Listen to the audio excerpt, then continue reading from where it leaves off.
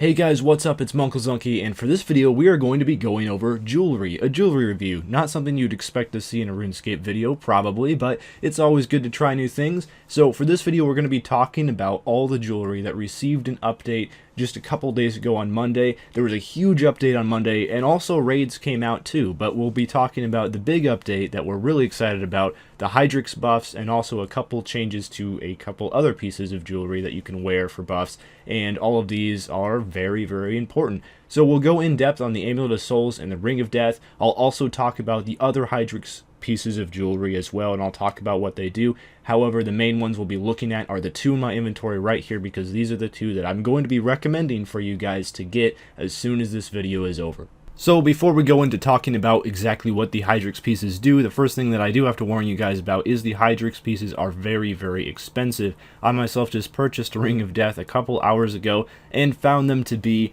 ridiculously high over their normal grand exchange price, and the same goes for all of the Hydrix pieces because they're all made from the same gem. So this does make death tasks more worthwhile. If you don't do your death tasks, you should definitely do them now, and we see the struggle here. At the Iron Man life, I have no idea how the GE works. I have not used it since the update, so I was a little bit confused, but finally figured it out, and it sold for 39 million, and all of the Hydrix pieces are around that price as well, so they're very pricey at the moment. But if you can afford them, and you already have your other important gear, if you already have your tier 90 weapons and your void armor and all the other stuff that you need, this is probably going to be the next thing that you want to purchase, because these pieces of jewelry are quite good now. So let's talk about the Hydrix amulet that you can create, the Amulet of Souls first of all. So what are the changes that have been made? The Amulet of Souls now has a much better effect when it buffs your soul split. The Amulet of Souls always made soul split more effective, but now it does that much better. It has a 50% chance for soul split to heal 25 to 50% more than it would normally. It also has an added passive bonus to your protection prayers, and it changes your protection prayers from blocking 50% of damage to blocking 60% of damage, and this also works with deflect curses as well, of course. And I showed a short clip of me comparing the amulet to the other amulets in the game that you might be using instead of the Amulet of Souls, and these amulets are still really good if you can't quite afford the souls yet. But from this point forward, let it be known that the Amulet of Souls reigns supreme in the necklace spot. And the main reasons for this is that the extra protection effect that it gives you is just so good. The soul split buff that the Amulet of Souls gives you is now very, very beneficial compared to earlier before this buff, where it made a minimal difference. So places where you're PVMing and using soul split, the souls is going to really help you out. So God War's dungeon, for example, that soul split is going to be much more effective and might remove the need for something like a vampirism scrimshaw that you had to use before. Also, against all other bosses where you're not using soul split, the extra 10% protection from your deflect curses and protection prayers is huge. Against a lot of the bosses where you're constantly praying and taking less damage is very beneficial, such as the one shown above in Araxor. This is going to lead to you having to eat less, being able to last for longer trips and more kills, and also just generally making your experience quite a bit easier. Oh yeah, and on top of all this, the Amulet of Souls has the best combat stats out of any amulet in the game, giving plus 46 strength bonus to all combat styles and 5 prayer bonus, which really does add up to a lot and is significantly better than the Dragon Radar amulet and the Amulet of Fury, and even a little bit better than the Dungeoneering necklaces as well. Now, of course, like all good things in the game, there are going to be situations where the Amulet of Souls might not be the best in slot. The main one that I can think of is DPSing Virago, something where you really don't need the extra soul split benefit, and also you are not using protection prayers, so the extra bonuses from the Amulet of Souls outside of its stats aren't going to be hugely beneficial. So if you don't need the Amulet of Souls extra defensive bonuses that it gives when it comes to prayers, that's completely fine. In that situation, you'll probably want to be using either a Reaper necklace, which we'll talk about a little bit later in this video, or go back to the basics with the Dragon Rider amulet and save a bit of money on recharge costs, and that's fine. But overall, the Amulet of Souls, if you're looking at the broader picture for all the bosses in the game, is quite amazing. Its passive benefits that it gives with prayers are extremely, extremely effective and will help you out a lot, especially if you're a less experienced PVMer at bosses like Araxi or other bosses where you want to be taking less damage. And now we finally get to talk about the Ring of Death and why the Ring of Death is so good, and most of it is for something that can really, really benefit you out if you screw up. So the Ring of Death is extremely good now in high-risk situations where you're going to have a good chance of dying. Here I'm giving a short comparison stats wise. Of course, it does have the best stats in the game of any ring, to a couple other commonly used rings in the Asylum Surgeon's ring and the Ring of Vigor, and both of those rings were also changed in the update, and we'll talk about that after we're done talking about the Ring of Death.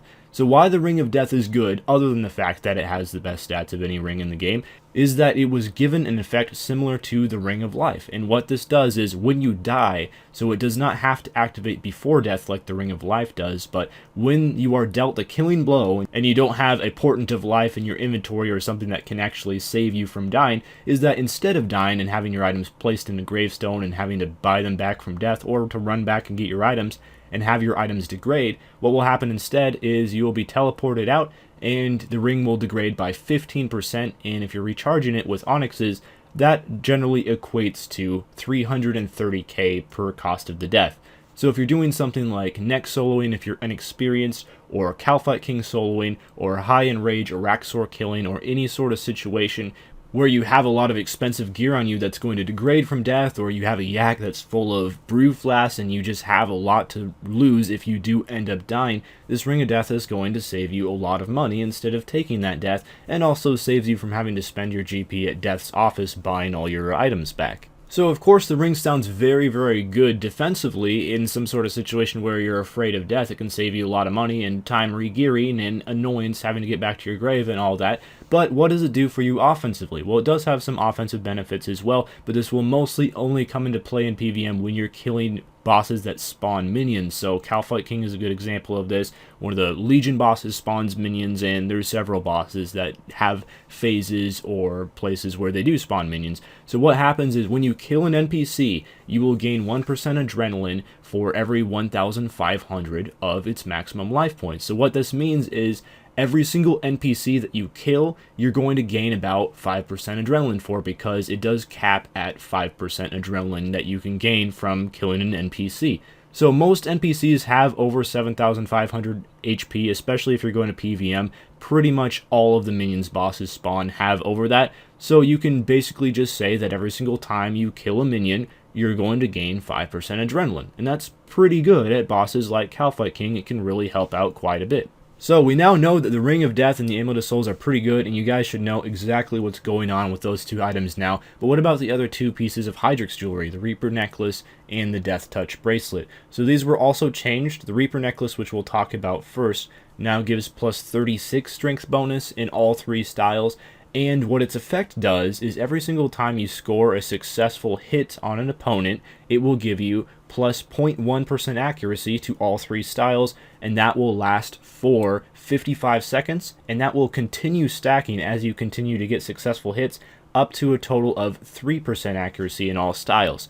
So basically what this means is it takes a little while to warm up as you're building up your stacks of accuracy, but each of those stacks is going to last 55 seconds. So after you get built up to 3% accuracy, as long as you're in combat and continuing to hit enemies while you have the Reaper necklace equipped, you're going to effectively maintain plus 3% accuracy in all styles. So this is going to be really, really good in places like Virago DPSing, where you don't really need the defensive benefits of the Amulet of Souls, and that extra 3% accuracy is going to help you out quite a bit. So for situations like that, if you do that all the time, the Reaper necklace is going to be a good buy for you. And the Death Touch bracelet was, of course, like all the other Hydrix jewelry, also changed. And this is the one that I recommend the least, although it still definitely has its uses. So if you want to go ahead and get one, feel free, and in certain situations it can be really good.